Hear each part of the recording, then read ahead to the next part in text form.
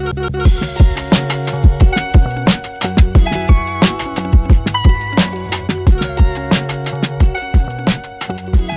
I'm Matthew Herzberg, and this is the Myopia Mindset. This is a podcast all about motivation, inspiration, and education on your path to success with myopia management. And for this episode, I have a very special guest, none other than Dr. Nick Despotidis. He is a fellow and a board member of the American Academy of Orthokeratology and Myopia Control. He speaks extensively on ortho-K and myopia management. He has written about the subject. He has done a TED Talk about the subject.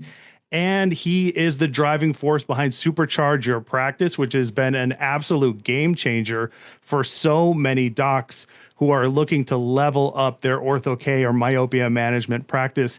Nick, it is my honor. Welcome to the podcast. Yes, thank you, Matt. So happy to be here. Thank you for inviting me. So, I want to ask you, what is the magic of Supercharge? I know that, you've run it every year at Vision by Design. I have had people come to me when I ran Vision by Design, and they would say, "Is there any way I can get into Supercharge?" I'm like, "I'm sorry, it's full." They're like, "What do I have to do?" I'm like, "Well, it's not through me, it's through Nick. You got to talk to Nick." But my understanding is it's full up because it's limited attendance. What is the magic of Supercharge? Yeah, the magic is the attendees. Let me give you some backdrop. It started with your dad being gracious enough to let me give this workshop in 2006 during a Vision by Design. And the attendees were amazing. They were there. Like they say, when the student is ready, the teacher arrives. So it was, like you said, so successful that I said, okay, I'm going to do this at the AOA meeting. I'm going to do this at the Academy meeting. I'll do it at this meeting, and it'll be just as successful. And I get 1, 2, or 3 attendees.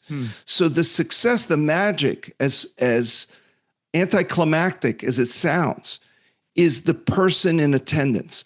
And that's why I feel myopia management. And when I interviewed your dad in my podcast, Dare to Be Different, back in the day, he says, I asked him, will myopia management become mainstream or will it remain a subspecialty?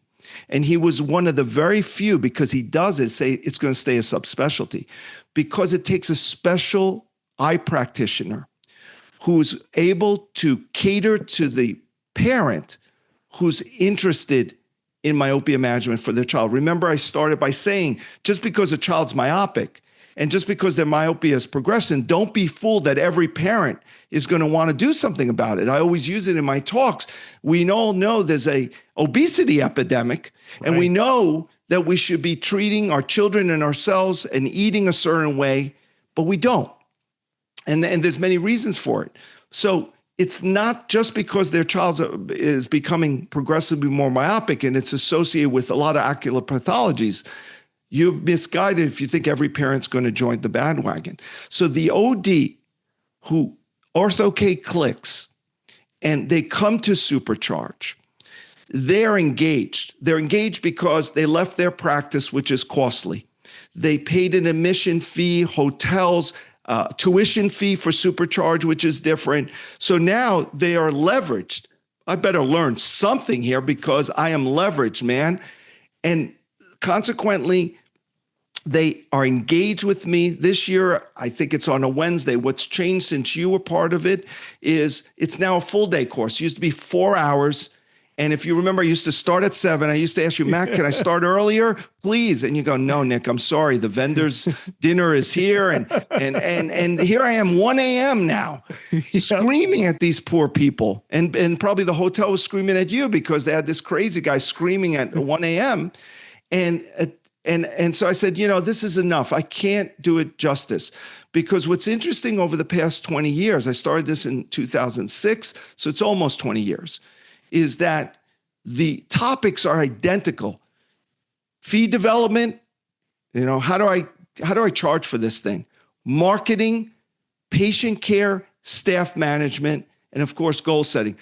But the answers have changed over the past 20 years. How I do things have to evolve.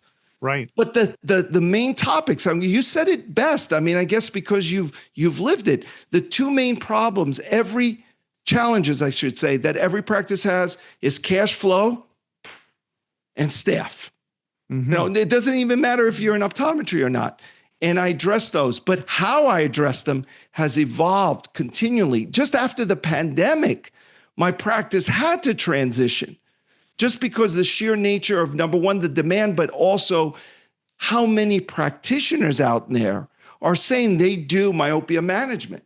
Right. So I had to evolve. And that's why I think in this particular practitioner who said it changed him or her life, they were ready. It wasn't me. I give the same topic to the 50 in attendance or whatever it may be. That doctor, if you said, hey, doc, you're screwing up because you're not talking to the parent, you're just looking at the fit, they're not going to listen to you anyway.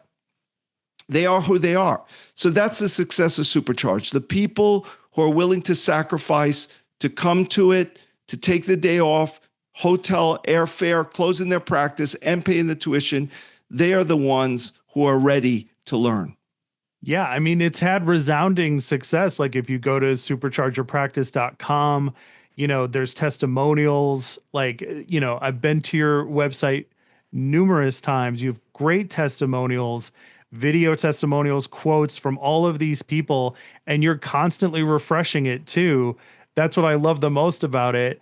And from my perception of like, people are having fun at Supercharge Your Practice. When you talk about the late hours that we used to hold it, the time slots for it back in the day, I always felt really bad about it. That's when we had the time to do it. And Right. Managing a meeting is serious business. But It is. you brought, and I assume you're still bringing it, obviously, this level of energy that is incredible, where you have them up like clapping and dancing. At one point you were having them chopping boards. I don't know if you're still doing that. And I've asked people after it, like, what did that feel like? And they're like, it just feels so good. Yeah. It's like you take these other workshops where they just may be sitting in a room. Maybe there's food, maybe there isn't. They're tired. You're learning stuff. You have them engaged and energized. And I think that's a huge part of it, just at least from an outsider perspective looking in. So, Yeah. all right. So what else have we learned about the modern practitioner over those 20 plus years? Like, cause you said things have changed for sure. So I want to press you a little bit more on that. Like, what kinds of things have changed? Can you give us an example or two of something from before and now? 100%. So let's just talk some of the material, and then I want to talk to you about attendees because both have changed. So last year, a big section of my Supercharge course was talking about virtual assistants, how I hire them, how they could hire them. What do the virtual assistants do? Virtual assistants, Matt, I don't know if you're familiar with them. Basically, they either work in the States or outside the States at a reduced fee sometimes, and they work virtually. And I did a good section, not an hour, but a good chunk of it was how they have done a lot of the practice management things that I do to keep patients engaged in my practice. This year, we've let 50% go and replace them with AI. So it has to evolve the content. So again, the marketing is the same. You need to talk to your patients, you need to correspond with them, but the way we do now has to evolve. Where I used to do it myself 20 years ago, now it's slowly transitioning to me still doing it, but AI doing the grunt work. But quite fascinating for me. The attendees have changed. So it used to be fitters, just like you named, experienced fitters that just want to take their practice to a new level. So they were my age, a little bit younger, a little bit older, but we're kind of warriors. And now the level of intelligence has skyrocketed. They're much younger. The genders have changed. It seems like I'm maybe 75% female, 25% male, which is interesting. They already have learned, not even the hard way, probably accepting insurance and working under the guidelines that they give me, being audited by them, is not why I entered optometry. So they're younger. To me, they're more intelligent, certainly much more intelligent than me. They're keen, and now they're more courageous. Whereas I still do the karate and I still do the DJs and all this stuff because I need to keep them engaged for 4 to 6 to 8 to 12 hours. But now I notice that when I did this board breaking, what are I having people go through boards? Because I'm trying to talk about faith and fear. Those are two very powerful emotions we have. Fear guides most of my life. I am afraid of loss. I'm afraid of loss of money, of relationships, etc., patience. And faith of having faith that, yes, if I drop this insurance, my life is not going to come to an end. If I open up my practice, yes, it may not succeed, but I have the faith that will do it.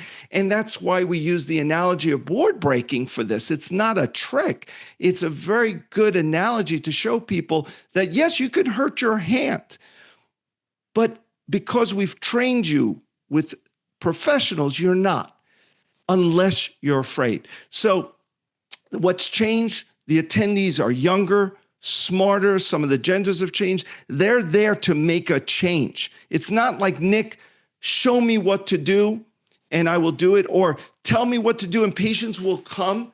They're taking ownership. Hey, this is my practice. And despite the economy, despite what's going on the outside, all I can control is myself. And that's a good thing, because if I change myself, I'll change my practice. And that's why I finish up the workshop over an hour where attendees set goals for themselves, and they're based on values. So if your value is your family, then we need to make sure optometry feeds your family, doesn't detract from your family, for example. I love it. Yeah. And I think that speaks directly to that modern optometrist. They are, yes, a lot of the modern optometry students, when they get out on their own, saddled with debt, private practice has been waning over the years. A lot more docs are having to get into retail optometry or become an associate or whatever the case may be. And, there's been that paradigm shift, but they're not just okay with, well, which is better, one or two? I'll see you next year. Your eyes got worse. More and more of them want something more, but they also want more out of life. And I think that Supercharge speaks directly to that. I think it always kind of has spoken, because, you're saying that the attendees have changed, but we were also talking about how, there's a specific kind of person for myopia. I call it the myopia mindset. And it makes me wonder if we ever will get past specialty to mainstream, because we have that flow of new generation coming out. Are they going to get trapped in the machine? Are they not going to be able to push their way through? Or are we going to have more and more of these, intelligent professionals who are not satisfied with the status quo? And are they going to change the face of myopia management as we know it? Vision by Design this year, October 22nd through the 25th. It's in Palm Beach, Florida. That's right. AAOMC.org is where you find out more about the Academy. Supercharge Your Practice .com is how you find out more information and register for Supercharge. And you should definitely go to VBD. You should definitely go to Supercharge. Nick, thank you so much for coming on. Thank you, Matt. Be well. Wish you the best of success in every sense of the word. Thank you. And for everybody else, we will see you at the next one.